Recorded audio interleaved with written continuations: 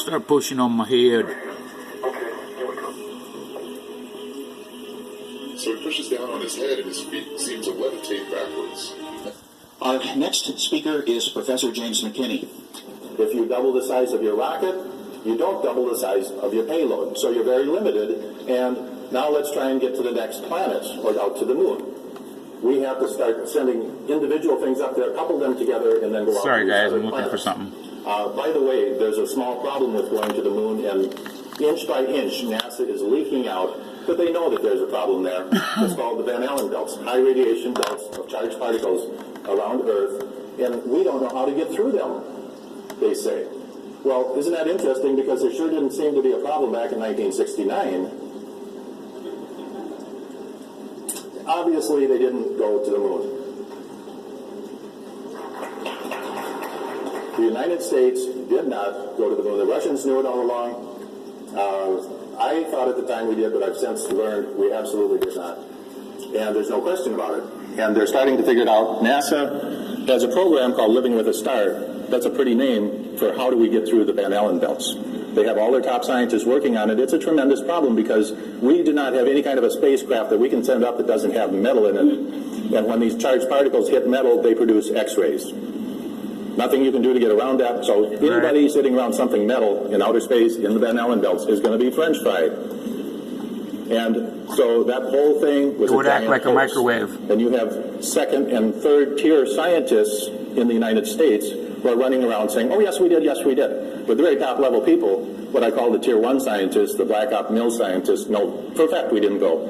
And it's a real problem. They don't know how to get through there. This picture is with the new Hubble camera. And it shows that, in fact, if you take this angular distance out to Pluto and you translate it into the surface of the moon, we can, in fact, resolve the landing sites, the alleged lunar landing sites. And the way you would do this is you take the pictures at dusk when the shadows became very long, and it would be a very hard thing for them to fake. So at any rate, we have telescopes on Earth that are much larger than the Hubble. Much better resolving power. So why, you would think these astronomers would be chomping at the bit to show you those lunar landing sites. And look at the incredible resolving power of this telescope we have here. Why have none of them done that? Because there ain't nothing there. Right, because they can't. And we get all kinds of excuses. Oh, we can't turn the telescope up there because the moon's too bright. Well, then all of a sudden we saw the full moon on a web page, in a NASA web page, the entire full moon taken with the Hubble Space Telescope. And you're telling me they can't take one little teeny patch of the moon, which is millions of times less bright. So, bottom line is, they know they didn't go. Join us now on a quest for the truth to the moon.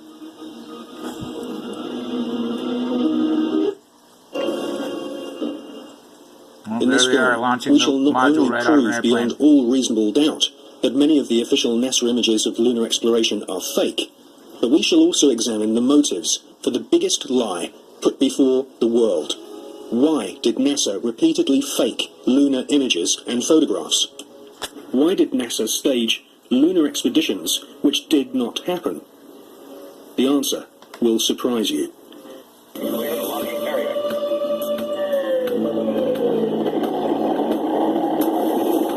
NASA spent gigantic sums of money during the 1960s, but most of it was spent on the ground, not in space.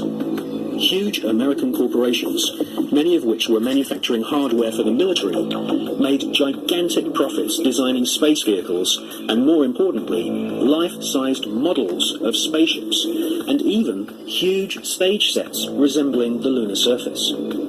Someone in NASA had realized that after taking billions of dollars from the American people, if they couldn't make it to the moon, they would fake it to the moon. Obviously, if you're going to somewhere that nobody has been before, you need to have a simulator which recreates that environment as closely as you can. If you're going to the moon, you recreate the surface of the moon. And here we see a section of the lunar surface created. It's about 30 foot high, 30 foot long, 35 foot long. Scale is given by the two people standing in front of it. There were plenty of simulation exercises, but the point is, and this should be taken into account in virtually everything that is discussed with the Apollo program, 400,000 people may have worked on the program in total, but none of them had a need to know more than his own job required. It's called The people who were making the compartmentalization. rockets didn't know what the people who were making the spaceships were doing because they had no need to know Compartmentalized. about that. Their job was to make the best models and the best simulation of the lunar surface that they could. And if we come up to this picture here, we see the three scales on which these models were built. We have here the whole moon as one unit. It sounds about 20 foot high. We have here behind it a section of the surface of the moon. You'll notice it's curved. And here we have a more detailed section of the lunar surface. What you're saying is that the images, which we are told show a camera pointing out the window of the lunar module as it's coming into land on the moon, could well have been filmed previously using these large-scale models. That's right. It Yes. could well be that what we are looking at are films of realistic models. We have no means of knowing if they were actually taken on the lunar surface or whether what we're watching is part of the simulation exercise and the training exercise. And you'll notice here on these models there is a camera track. A camera starting at this end, coming down here, would approach the moon or appear to approach the moon Right. and become ever closer towards it. This is a simulation rig that was built. This is the command and service module of the Apollo program. And you'll notice that the window here looks out onto... Aside from the fact that the hatch opening These are the isn't screens big onto around which enough. Let me the pause lunar this. surface was projected.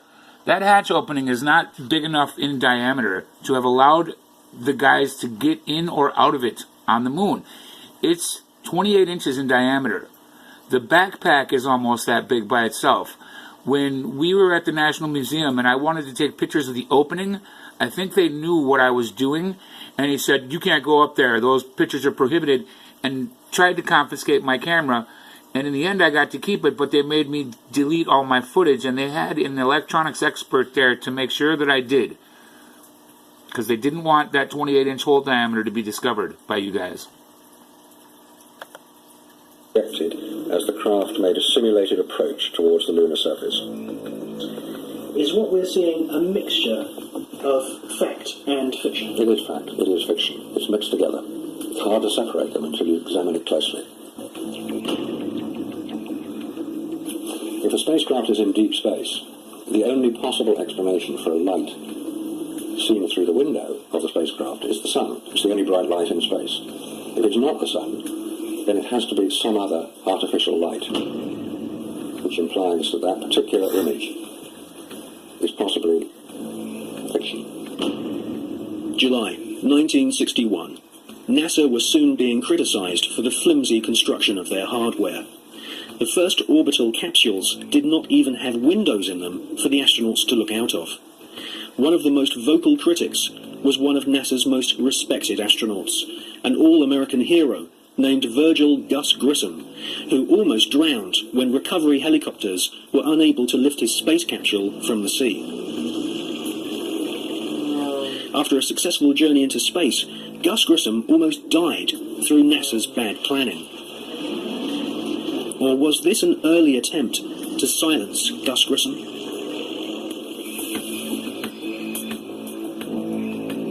May 1963. Astronaut Gordon Cooper experiences re-entry problems in his Faith 7 rocket ship. The prototype lunar module, known as the LIM, had serious stability problems. At this stage, there was no guarantee that even if NASA managed to get a spaceship orbiting the moon, they could land safely without killing the crew. All they had to do was shorten the legs anyway. The legs were too long. That's why you see that craft there with 4 legs instead of 3.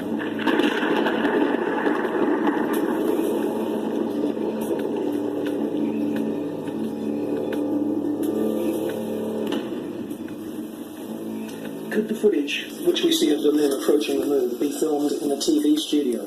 It was filmed in a TV studio. There's absolutely no doubts whatsoever about that. And the way that this film was created was by the use of models. There's nothing secret about the models. They exist. You don't see them today. The models were very lifelike, very realistic. There is one that is a life-size model. It's in Flagstaff in Arizona. It's 2 miles long, and it's an exact replica of the Sea of Tranquility. Yeah, that's true. The photographs were used to create from those images the replica of the Sea of Tranquility, so that if it was flown over in a helicopter, it would appear as if it was a spacecraft approaching a similar area to land. So yes, all the scenes of the lunar surface were filmed on Earth.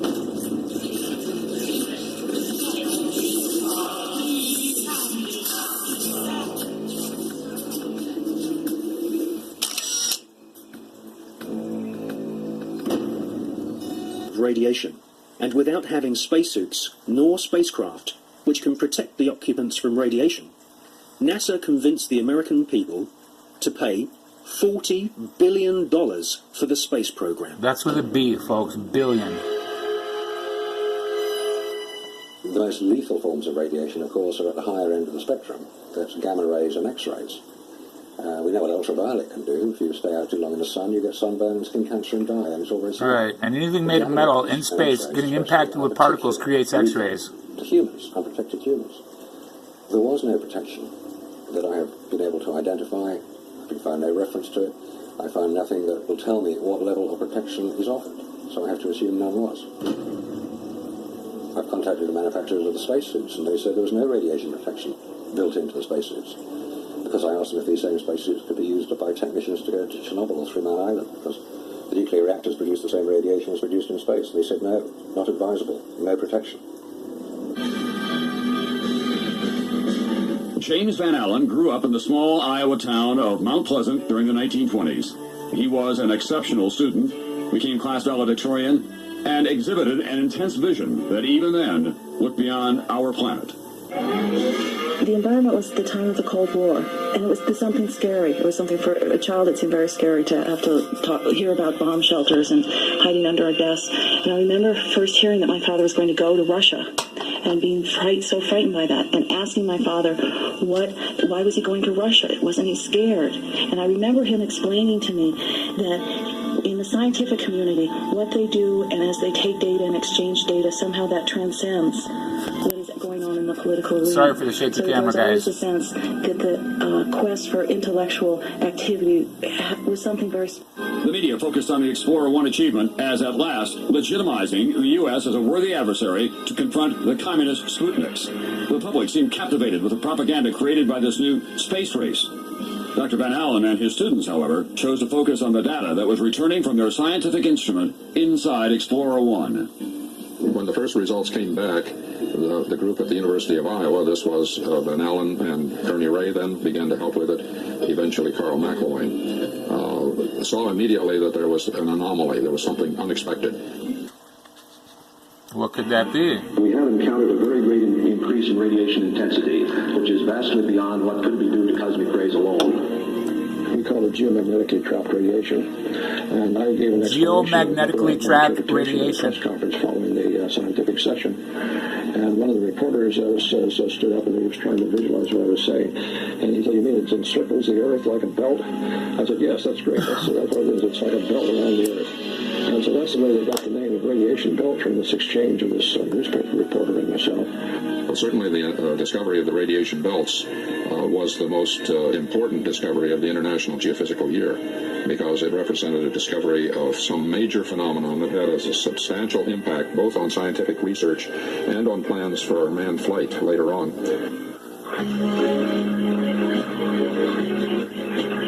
In late 1958 and early 1959, Van Allen flew instruments on Pioneers 3 and 4. Both were unsuccessful attempts to hit the moon, but their flights provided the Iowa group with essential confirming data. Pioneer 3 documented the existence of a second radiation belt, and Pioneer 4 became the first U.S. spacecraft to orbit the sun.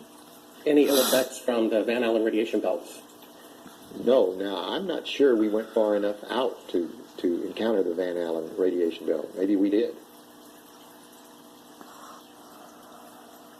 I'm not a chemist, I'm not a geologist or an anthropologist. I'm a retired electrical engineer. I've worked at NASA Goddard for over 20 years. Damn, sorry. I'm retired now, and I have worked with image processing, which is similar to some of the things that are done on computers today. However, at the time that I did my work, the computers that are so well established today were not available.